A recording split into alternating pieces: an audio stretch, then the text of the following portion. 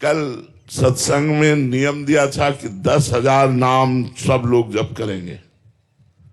10,000 नाम तुम्हें बहुत लगता है? 10,000 नाम, हजार हजार हजार हजार हजार हजार हजार चलते फिरते उठते। तो एक माता जी आके बोली, हम तो बड़ी सेवा है हमारे पास, हम तो 10,000 कैसे जप पाएंगे नाम? 10,000 नाम की वाला आप बात करते हो? 10,000 बहुत होता है क्या? अरे 10,000 तो ऐसे चलते फिरते हो जाता है। ऐसे काउंटर आप ले हो और आप अपनी सर्विस को जा रहे हो, जाते समय आते समय खाली समय 10,000 नाम। 10,000 नाम यदि आप रोज जपोगे तो आपको खुद चमत्कार समझ में आने लगेगा कि आपका जीवन किधर जा रहा है। जब तक आप भगवान की शरण में नहीं होंगे, नाम जप नहीं करेंगे, तब तक आपकी विषयासक्ति नष्ट नहीं होगी। और विषयासक्ति ही हमारे जन्म मरण का हेतु है। भोगों में जो प्रीति है यही हमारे जन्म मरण का हेतु है। तो विषयान विषवत त्यज, शास्त्र कहता है विष के समान विषयों का त्याग कर दो। ये भजन से होता है। आप जितना भजन करेंगे तो आपको ये संसार झूठा सा लगने लगेगा। आप देखो, भजन करके देखो, ये रुपया पैसा भोग सामग्री नाना प्रकार की पद प्रतिष्ठा ये सब अच्छी नहीं लगेगी, क्योंकि झूठी है। हमें दिन में सैकड़ों बार बात याद आती है। जैसे किसी को कोई प्रियजन याद आता है, ऐसे हमें सैकड़ों बार याद आती, मरना है मरना है। अब ये सूत्र हमको कहीं लगने नहीं देता।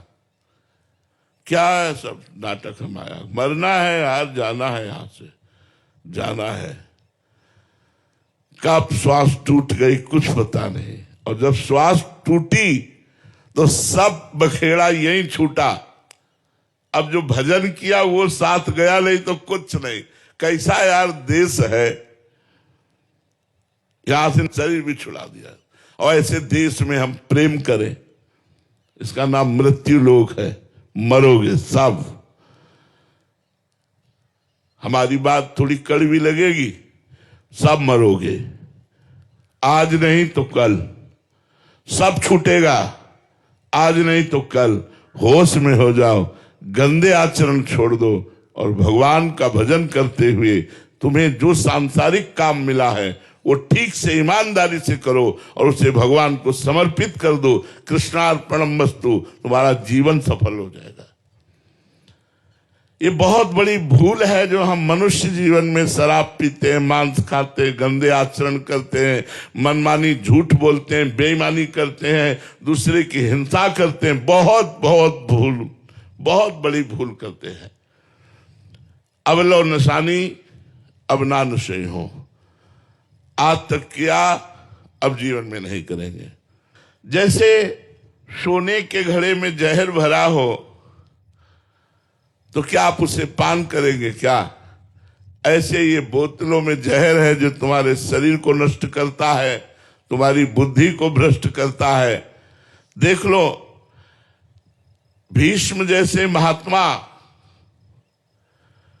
जब सरसैया पे बैठे उपदेश कर रहे हैं युधिष्ठिर को, तो द्रौपदी जी ने कहा, ये ज्ञान उस समय कहां गया था जब सभा में मुझे निर्वस्त्र किया जा रहा था? तो कहा, बेटी दुर्योधन का पवित्र अन्न खाने से हमारी बुद्धि भ्रष्ट हो गई थी। आज 6 महीना हो गए, बाणों के लगे से खून निकल गया, अब मैं पवित्र हो गया हूं। अब जो प्रश्न करोगे सही उत्तर मिलेगा। अगर अन्न दूषित हो तो बुद्धि भ्रष्ट हो जाती, इतने बड़े महापुरुष बोल रहे हैं। और दूषित पदार्थ खाओगे तो तुम्हारी बुद्धि शुद्ध रहेगी। इसलिए भाई, एक गंदा भोजन, गंदा संग, गंदा पेय पदार्थ, इनका त्याग कीजिए। और जीवन का आनंद क्या है? देखो, आनंद अगर आप अनुभव करना चाहो, हम अपना उदाहरण इसलिए देते हैं कि प्रत्यक्षम किम प्रमाणम। यदि प्रत्यक्ष में हो तो ज्यादा अच्छा प्रमाण समझ में आता है। हृदय नाचता रहता है आनंद से। क्यों? क्यों प्रभु की है। तो क्या तुम्हारे जीवन में संकट नहीं आएगा? हम आपको सूचना दे रहे हैं कि 13 वर्ष की अवस्था से भगवान के मार्ग में तो हमारी ये दशा है। ये दुर्दशा का क्षेत्र है संसार। क्या तुम्हारे शरीर में रोग नहीं आएगा? क्या तुम्हारे जीवन में विपत्ति नहीं आएगी?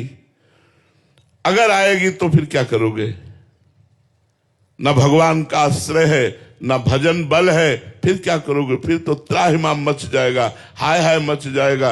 अभी सुना कि कैंसर है तो बस वही दिमाग में छा जाएगा, अब तो मरा, अब तो कैंसर। नाना प्रकार की विपत्तियां, रोग इस संसार में फैले हुए, इसलिए उनसे बचने के लिए राधा राधा राधा राधा। हम बचे हुए हैं, तुम क्या समझते हो? हम बचे हुए हैं, हमें कोई परेशानी नहीं।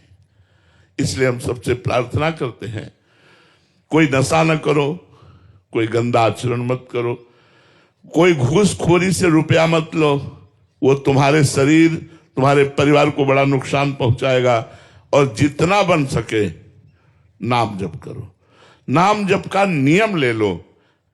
आजकल तो अंगूठी की तरह पहने रहो, काउंटर दिखाने की भी जरूरत नहीं। अगर माला की सामर्थ्य नहीं है टांगने की तो काउंटर ले लो भाई, अंगूठी की तरह उसे पहने और चल रहा है राधा राधा राधा राधा। खूब नाम जप करो।